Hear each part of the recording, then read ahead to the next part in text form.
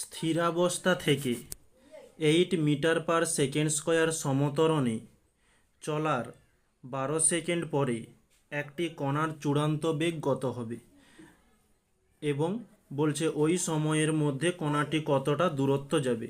তো স্থির অবস্থা মানে প্রাথমিক বেগ ছিল 0 এবং 8 মিটার পার সেকেন্ড স্কয়ার ত্বরণ এ সমান 8 মিটার পার সেকেন্ড স্কয়ার, 12 সেকেন্ডে টি সমান 12 সেকেন্ড, চূড়ান্ত বেগ মানে অন্তিম বেগ ভি সমান জিজ্ঞাসা চিহ্ন এবং বলছে কতটা দূরত্ব যাবে সরণ সমান জিজ্ঞাসা চিহ্ন। তো আমরা এখানে এ সমান V minus you by T এই সমীকরণটি ব্যবহার করব। এর সঙ্গে টি ভাগ রয়েছে, এদিকে এলে গুণ হবে ভি মাইনাস ইউ। তো এ ইউ মাইনাস ইউ রয়েছে, এদিকে হলে প্লাস ইউ হবে সমান ভি।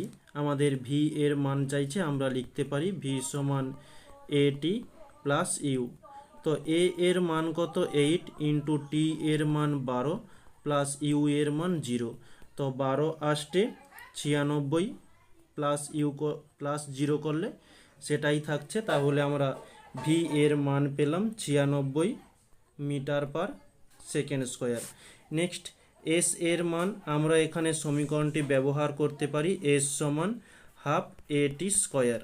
তো হাফকে হাফ চলে এলো, এর মান 8, টি এর মান 12, স্কয়ার আছে তাই আমরা দুবার লিখলাম। 2 দিয়ে দিলে 2 4 8, তো 12 ইন্টু 12 ইন্টু 4 করলে 576 এত মিটার। এটি হচ্ছে আমাদের অ্যান্সার।